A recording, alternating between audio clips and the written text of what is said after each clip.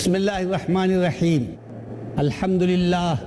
अल्हम्दुलिल्लाह नहमदुहु व नस्तईनुहु व नस्तगफिरुहु व नु'मिनु बिही व नतवक्कलु अलैहि व नऊज़ु बिल्लाहि मिन शुरूरि अनफुसिना व मिन सय्यिआति अअमालिना मन यहदिहिल्लाहु फला मुज़िल्ल लहु व मन युज़लिलहु फला हादिय लहु व नशहदु अन ला इलाहा इल्लल्लाहु वहदहु ला शरीका लहु व नशहदु अन्न मुहम्मदन अब्दुहु व रसूलुहु सल्लल्लाहु अलैहि व अला आलिहि व अस्हाबिहि व सल्लम। अम्मा बाद, हाज़रीन किराम, सामिईन इज़ाम, इस नशस्त का मौजू है क़ुरआन करीम की सदाक़त, उसकी पेशीन गोइयों की रोशनी में। क़ुरआन अल्लाह का कलाम है, इसके सच्चा होने में कोई शक नहीं। इसकी सच्चाई की बहुत सी दलीलें हैं, इसके कलाम इलाही होने की बहुत सी शहादतें हैं। क़ुरआन ने जो असर किया और क़ुरआन के ज़रिए से जो एक बहुत बड़ी दुनिया को हिदायत हुई, वो ख़ुद इसके कलाम इलाही होने की शहादत है। क्योंकि दुनिया में कोई ऐसी किताब नहीं है कि जिससे इतने लोगों को हिदायत हुई हो, इतना सीधा रास्ता मिला हो, जितना क़ुरआन करीम सुनने वाले और पढ़ने वालों को मिला। करोड़ों इंसान क़ुरआन करीम सुनकर हिदायत पा गए। ये ख़ुद कलाम इलाही होने की दलील है। कौन दुनिया में ऐसी किताब है? किसी बड़े से बड़े सियासतदान, किसी बड़े से बड़े हुक्मरान, किसी बड़े से बड़े मुल्क के सरबराह, किसी बड़ी से बड़ी अंजुमन ने कोई किताब लिखी हो और उससे करोड़ों इंसानों को हिदायत मिली हो और उसको पढ़कर लोगों के दिलो दिमाग पाक हुए हों, तो क़ुरआन करीम की जो तासीर है वो ख़ुद क़ुरआन करीम की किताब इलाही होने की दलील है। जो अरबी जानते हैं वो समझते हैं कि क़ुरआन करीम में क्या जादू है और क़ुरआन करीम के अल्फाज में कितनी गहराई है और इसकी नोक पलक पर कोई उंगली नहीं उठा सकता। इसकी नोक पलक इतनी सही है कि इसकी एक हर्फ पर भी कोई उंगली नहीं उठा सकता। दुनिया में कोई ऐसी किताब नहीं है कि चंद लोग अगर उसमें ऐब निकालना चाहें तो निकाल न सकें। ये ख़ुद क़ुरआन करीम के किताब इलाही होने की दलील है। क़ुरआन ने जो चैलेंज किया, किसी किताब ने चैलेंज नहीं किया। क़ुरआन ने चैलेंज किया, कुल इन कुंतुम फी रैबिम मिम्मा नज़्ज़लना अला अब्दिना फ़ातू बिसूरतिम मिन मिस्लिही वदऊ शुहदाअकुम मिन दूनिल्लाहि इन कुंतुम सादिक़ीन, कि अगर किसी को क़ुरआन के कलाम इलाही होने में शक है तो हम ये कहते हैं कि क़ुरआन जैसी किताब लिख कर ले आए। और हम कहते हैं कि एक आदमी नहीं, एक कौम नहीं, तमाम जिन्नात और तमाम इंसान क़ुरआन का जवाब लिख कर ले आए अगर उनमें हिम्मत हो। नहीं ला सके, फिर क़ुरआन ने कहा अच्छा चलो 10 सूरतें ही ले आओ। क़ुरआन में तो सैकड़ों सूरतें हैं, 10 सूरतें लेके आओ। 10 सूरतें भी नहीं बना सके। फिर क़ुरआन ने कहा अच्छा एक सूरत बना लाओ। एक सूरत है इन्ना अतैनाकल कौसर फसल्लि लिरब्बिका वन्हर इन्न शानिअका हुवल अब्तर वल अस्र इन्नल इंसाना लफ़ी खुस्र इल्ला लज़ीना आमनू व अमिलुस सालिहाति व तवासौ बिल हक़्क़ि व तवासौ बिस सब्र। ये तो एक जुमला है। सूरह अस्र भी एक जुमला ही है, सूरह कौसर भी एक जुमला है। चलो तमाम इंसानों को चैलेंज किया जाता है कि एक वल अस्र का जवाब लिख दो, एक सतर का, इन्ना अतैनाकल कौसर एक सतर का जवाब लिख दो। लेकिन सब ऐसे खामोश रहे जैसे सबको सांप सूख गया। ये अंग्रेजी दानों को चैलेंज नहीं किया, ये हिंदी पढ़ने वालों को चैलेंज नहीं किया, ये उर्दू दानों को चैलेंज नहीं किया, अरब के अरबी दानों को चैलेंज किया कि हम मौका देते हैं, तुम उम्र भर में इसका जवाब लिख के ले आओ, एक सूरत का, और नहीं लिख सके। तो ये क्या है? ये दलील है इस बात की कि ये अल्लाह का कलाम है। दुनिया में किसी ने ऐसी किताब लिखी जो पूरी दुनिया को चैलेंज करे कि मेरी किताब के बारे में अगर किसी को शक है तो मेरी किताब का जवाब लिख दे। अच्छा चलो पूरी किताब का जवाब नहीं लिख सकता, आधी किताब का जवाब लिख दे। आधी किताब का नहीं लिख सकता, 1/4 का जवाब दे दे। 1/4 का नहीं लिख सकता, 1/8 का जवाब दे दे। और पूरी दुनिया ऐसी खामोश बैठी रहे कि जैसे उसके होंठ सी दिए गए हैं और सांप सूख गया सबको। दुनिया में कभी ऐसा किसी ने चैलेंज नहीं किया। ये सिर्फ क़ुरआन है जिसने पूरी दुनिया को 1500 साल से चैलेंज कर रखा है कि जिसको इसके कलाम इलाही होने में शक है, इसकी एक सतर का जवाब लिख के ले। थक थक के हर कदम पर 2-4 रह गए, तेरा पता न पाए तो नाचार क्या करे। तो ये खुद एक कुरान करीम की शहादत है। तो मैंने ये कहा कि कुरान करीम के कलाम इलाही होने के बहुत से सबूत हैं, इसके कलाम इलाही होने की बहुत सी गवाहियाँ हैं, इसके कलाम इलाही होने की बहुत सी दलीलें हैं। ان دلیلوں میں سے ایک نئی چیز آپ کے سامنے آج لائی جا رہی ہے، اس پہ غور کریے۔ اور جیسا کہ میں نے عرض کیا کہ ایک گواہ ایک شہادت نہیں ہے، اس کا زور بیان، اس کی تاثیر، اس کی ہدایت، اس کا چیلنج، وہ سب اس کے کلام الہی ہونے کا ثبوت ہے۔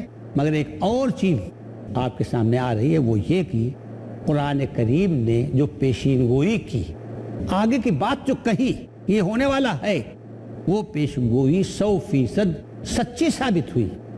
دن کے اجالے میں، دن کی روشنی میں، جیسے کسی نے کہا کہ دیکھ لو کھلی کتاب ہے قرآن، اور دن کے اجالے میں لوگوں نے کھلی کتاب کو دیکھ لیا اور اس کی پیشین گوئی حرف بحرف صادق آئی۔ بڑے بڑے حکمراں، بڑے بڑے جرنیل، بڑے بڑے فاتح، پوری دنیا کو جنہوں نے جھکا دیا تھا، انہوں نے پیشین گوئی کی، اور ان حالات میں پیشین گوئی کی جب حالات ان کے موافق تھے، اور ان کی پیشین گوئی پوری نہیں ہوئی۔ موافق حالات میں پیشین گوئی کی اور پیشین گوئی پوری نہیں ہوئی۔ جیسے کمیونسٹوں نے اعلان کیا کہ اب ہمارا جھنڈا جرمنی کے اوپر لہرانے والا ہے اور پورا جرمنی کمیونزم میں داخل ہو جائے گا، لیکن یہ پیشین گوئی پوری نہیں ہوئی، حالانکہ سیلاب کی طرح سے کمیونزم بہہ رہا تھا۔ نپولین جو یورپ کا بہت بڑا فاتح گزرا ہے، مصر کو اپنے اقتدار میں لے آیا اور نہ جانے کتنے ملکوں کے اوپر اس نے چڑھائی کی اور سب کو فتح کیا۔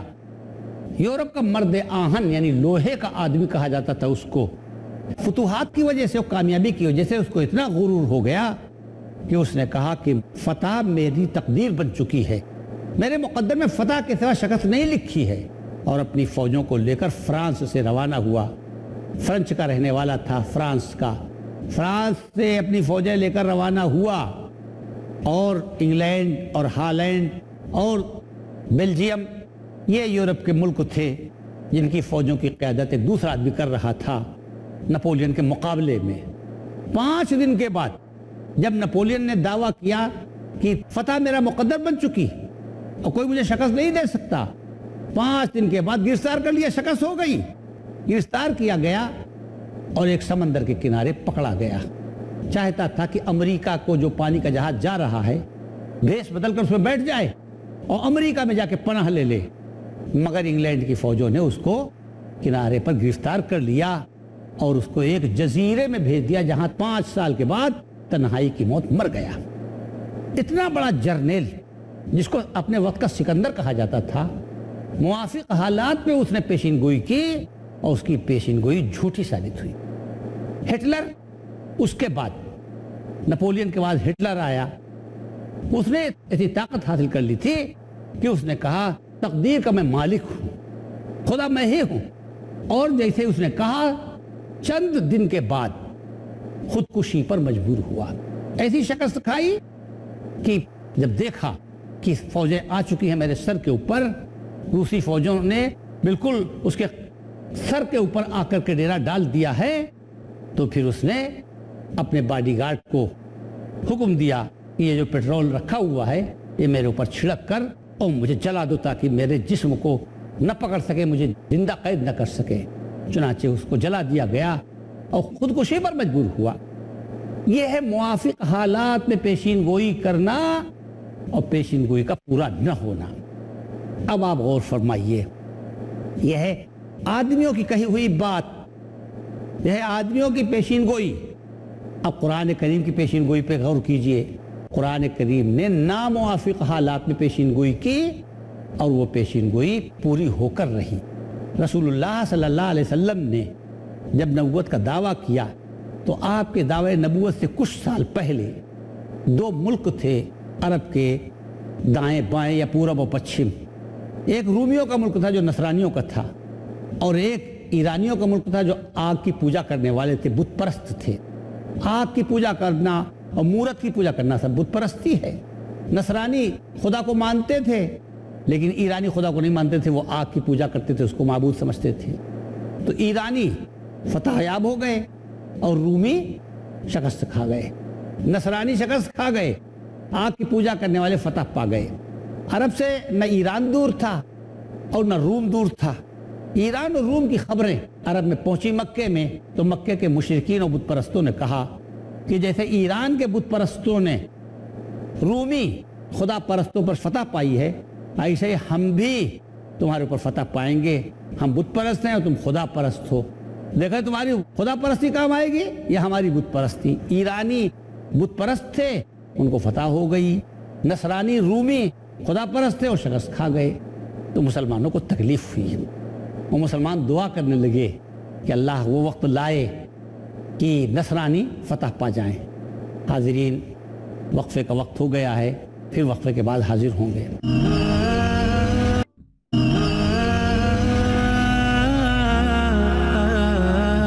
وقفے کے بعد ہم آپ کی خدمت میں حاضر ہیں۔ رسول اللہ صلی اللہ علیہ وسلم نے جب نبوت کا دعویٰ کیا تو آپ کے دعوے نبوت سے کچھ سال پہلے دو ملک تھے عرب کے، دائیں بائیں یا پورب و پچھم۔ ایک رومیوں کا ملک تھا جو نصرانیوں کا تھا، اور ایک ایرانیوں کا ملک تھا جو آگ کی پوجا کرنے والے تھے، بت پرست تھے۔ آگ کی پوجا کرنا اور مورت کی پوجا کرنا سب بت پرستی ہے۔ نصرانی خدا کو مانتے تھے لیکن ایرانی خدا کو نہیں مانتے تھے، وہ آگ کی پوجا کرتے تھے، اس کو معبود سمجھتے تھے۔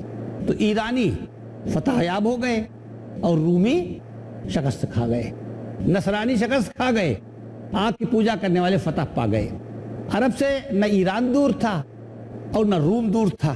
ایران اور روم کی خبریں عرب میں پہنچی مکے میں، تو مکے کے مشرکین اور بت پرستوں نے کہا کہ جیسے ایران کے بت پرستوں نے رومی خدا پرستوں پر فتح پائی ہے، ایسے ہی ہم بھی تمہارے اوپر فتح پائیں گے۔ ہم بت پرست ہیں اور تم خدا پرست ہو، دیکھیں تمہاری خدا پرستی کام آئے گی یا ہماری بت پرستی۔ ایرانی بت پرست تھے، ان کو فتح ہو گئی، نصرانی رومی خدا پرست تھے اور شکست کھا گئے۔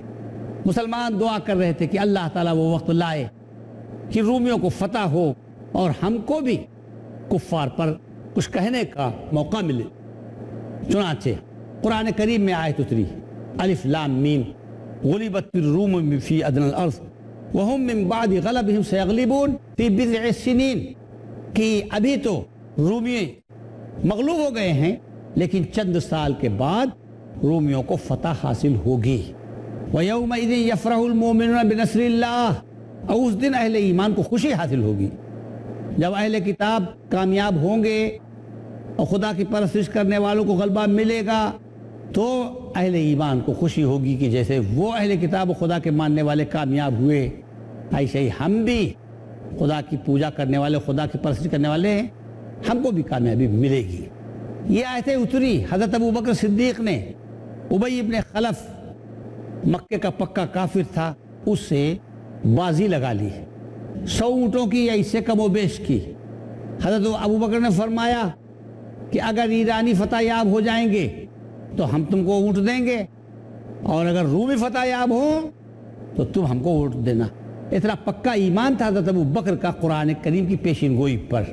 10 سال کا عرصہ نہیں گزرا، رومی شکست کھائے ہوئے تھے، ٹوٹے ہوئے تھے، لیکن قرآن کی پیشین گوئی صادق ہوئی، اور 10 سال سے کم عرصے کے اندر رومیوں نے ایرانیوں کی اینٹ سے اینٹ بجا دی۔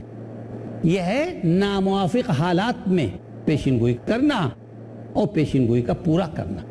اگر یہ اللہ کا کلام نہیں تھا تو شکست کھائے ہوئے رومیوں کے بارے میں کس کے دل گردے تھے، اور کون کہہ سکتا تھا کہ یہ فتح یاب ہوں گے؟ انت ترید وانا ارید واللہ فعال لما یرید، ہم کچھ کہتے ہیں، تم کچھ کہتے ہو، ہوتا وہ ہے جو اللہ چاہتا ہے۔ ایک تو یہ پیشین گوئی تھی۔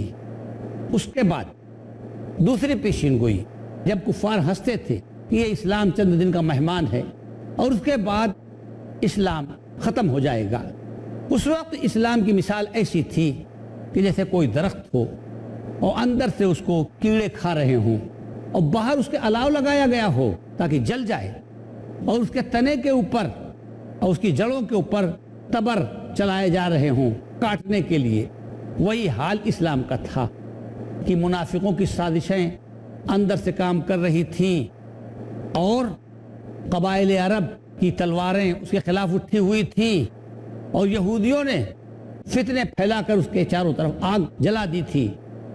جو درخت اندر سے کیڑے اس کو کھا رہے ہوں اور اس کے تنے کے اوپر تبر چل رہے ہوں اور اس کی جڑوں کو کھوکھلا کر دیا جائے، کوئی کہہ سکتا ہے کہ یہ درخت ہرا بھرا رہے گا، اس درخت میں پھول پتے آئیں گے، اس درخت میں پھل آئیں گے؟ کسی کے ہمت نہیں۔ سب حالات اسلام کے خلاف تھے۔ یہودی سرمایہ لگا ہوا تھا اسلام کو مٹانے کے لیے، منافقین کی سازشیں ہو رہی تھی اسلام کو مٹانے کے لیے، قبائل عرب کی تلواریں چل رہی تھی اسلام کو فنا کرنے کے لیے۔ ایسے ناموافق حالات میں قرآن کریم نے پیشین گوئی کی، یریدون لیطفئوا نور اللہ بافواہہم واللہ متم نورہ ولو کرہ الکافرون۔ یہ چاہتے ہیں کہ اپنی پھونکوں سے اللہ کے چراغ کو بجھا دیں، لیکن اللہ کا چراغ جل کے رہے گا چاہے ان کافروں کو ناگوار گزرے۔ هو الذی ارسل رسولہ بالہدی ودین الحق لیظہرہ علی الدین کلہ ولو کرہ المشرکون۔ اللہ نے اس کو بھیجا ہے تاکہ تمام مذہبوں پر اس کو غلبہ ملے، چاہے اہل شرک کو ناگوار گزرے۔ نور خدا ہے کفر کی ظلمت پہ خندہ زن، پھونکوں سے یہ چراغ بجھایا نہ جائے گا۔ کیوں ہراساں ہے سہیل فرس عادہ سے، نور حق بجھ نہ سکے گا نفس عادہ سے۔ پھر نتیجہ کیا ہوا کہ اسلام کا کہنے والے ختم ہو گئے، یہودی سرمایہ فنا ہو گیا، اور قبائل عرب کی نکلی ہوئی تلواریں نیام میں دھری کی دھری رہ گئی، واپس چلی گئی، اور اسلام کا درخت پھلا اور پھولا اور برگ و بار لایا اور پھل لایا۔ تو یہ ہے اسلام کی، قرآن کی ہوئی پیشین گوئی کی صداقت۔ شعلہ شمع الہی بھی کہیں بجھتا ہے، رہ گیا ہے اپنا سمولے کے بجھانے والے، نقش اسلام نہ آدھا کے مٹانے سے مٹ گئے آپ ہی جتنے تھے مٹانے والے۔ اگر قرآن کریم کی صداقت کو آپ دیکھیں اس کی پیشین گوئیوں کی روشنی میں، تو اس کی پیشین گوئیاں جو حرف بحرف صادق ہوئیں اور سچی ہوئیں، وہ بتا رہی کہ یہ اللہ کی زبان سے پیشین گوئی تھی، اللہ کی طرف سے پیشین گوئی تھی، یہ اللہ کا کلام تھا۔ صدیوں فلاسفہ کی چنا اور چنی رہی، لیکن خدا کی بات جہاں تھی وہیں رہی۔ اللہ تعالیٰ خدا کا فضل ہے کہ ہم دن کی روشنی کے اندر قرآن جیسی کتاب، کھلی ہوئی کتاب جس میں رات و دن کا فرق نہیں ہے، یہاں اجالا ہی اجالا ہے، یہاں روشنی ہی روشنی ہے، یہاں دن ہی دن ہے، یہاں کوئی تاریکی کا گزر نہیں، یہاں کوئی ہیچ پیچ نہیں ہے۔ اللہ تعالیٰ نے ایسی کتاب عطا فرمائی۔ اگر اس کتاب کے بارے میں ہم توجہ کریں اور اس کتاب سے ہدایت حاصل کریں تو یہ کتاب ہماری کایا پلٹ کر سکتی ہے۔ جیسا کہ علامہ اقبال نے کہا ہے کہ وہ زمانے میں معزز تھے مسلمان ہو کر، اور تم خوار ہوئے تارک قرآن ہو کر۔ حضرت عمرو بن عاص مصر سے آئے تو حضرت عمر بن خطاب نے پوچھا کہ آپ مصر کے حاکم ہیں، حکمراں ہیں، اپنی جگہ پر کس کو بٹھا کے آئے ہیں؟ حج کے موسم میں حضرت عمرو بن عاص مکے میں آئے تو انہوں نے کہا ابن ابزا کو ہم نے اپنی جگہ پر بٹھایا۔ تو حضرت عمر رضی اللہ تعالیٰ عنہ فرمایا کہ وہ تو غلام ہیں، یعنی غلام زادے ہیں، تو آپ نے مصر کے اوپر ان کو حکمراں بنا دیا، آپ کو کوئی آزاد و معزز آدمی نہیں ملا تھا۔ تو حضرت عمرو بن عاص نے کہا کہ کیا ہوا اگر وہ غلام زادے ہیں تو کیا ہوا؟ وہ قرآن کے سب سے زیادہ جاننے والے اور قرآن پر عمل کرنے والے ہیں۔ تو حضرت عمر رضی اللہ تعالیٰ عنہ نے شاباشی دی اور کہا تم نے سچ کہا۔ رسول اللہ صلی اللہ علیہ وسلم نے فرمایا ہے ان اللہ یرفع بہذا الکتاب اقواما ویضع بآخرین، کہ اللہ اس کتاب کے ذریعے کسی کو اوپر اٹھائے گا اور کسی کو نیچے گرائے گا۔ جو اس کتاب کو پس پشت ڈال دیں گے، توجہ نہیں کریں گے، وہ نیچے آ جائیں گے، اور جو اس کتاب کو سر پہ رکھیں گے اور سینے سے لگائیں گے، اس کی تعلیمات پر عمل کریں گے، وہ آگے بڑھ جائیں گے۔ اسی کو علامہ نے کہا ہے کہ وہ معزز تھے زمانے میں مسلمان ہو کر، اور تم خوار ہوئے تارک قرآن ہو کر۔ اللہ تعالیٰ یہ کتاب حیات ہے۔ أَوَمَنْ كَانَ مَيْتًا فَأَحْيَيْنَاهُ وَجَعَلْنَا لَهُ نُورًا يَمْشِي بِهِ فِي النَّاسِ كَمَنْ مَثَلُهُ فِي الظُّلُمَاتِ لَيْسَ بِخَارِجٍ مِّنْهَا كَذَلِكَ زُيِّنَ لِلْكَافِرِينَ۔ اللہ تعالیٰ فرماتا ہے ایک ہے قرآن کا پڑھنے والا اور ایک ہے قرآن کو نظر انداز کرنے والا۔ قرآن کا پڑھنے والا ایسا ہے کہ جس کو نور مل گیا ہے، قرآن کا پڑھنے والا ایسا جس کو روشنی مل گئی، اور قرآن کو نظر انداز کرنے والا ایسا ہے جیسے اندھیرے کے اندر ٹامک تو یہ مار رہا ہے، بھٹک رہا ہے۔ تو اندھیرے میں بھٹکنے والا اور اجالے میں چلنے والا دونوں برابر نہیں ہو سکتے۔ اجالے میں چلنے والا منزل تک پہنچ کر رہے گا، اور اندھیرے میں بھٹکنے والا اس کے بارے میں ضمانت نہیں لی جا سکتی کہ وہ منزل تک پہنچ بھی سکتا ہے۔ اندھیرے میں خطرات ہوتے ہیں، اندھیرے میں منزل تک رسائی کی ضمانت نہیں لی جا سکتی۔ غور کیجئے کہ قرآن کریم کی ایک ایک آیت پڑھنے کے بعد جن لوگوں نے اس پر عمل کیا، ایک آیت پر عمل کیا تو ایسا کر کے دکھا دیا کہ جیسے دنیا ان کا نمونہ پیش کرنے سے قاصر ہے۔ اللہ تعالیٰ فرماتا ہے ان اللہ یامرکم ان تؤدوا الامانات الی اہلہا، اللہ حکم دیتا ہے کہ امانت والوں کو پہنچا دیجیے۔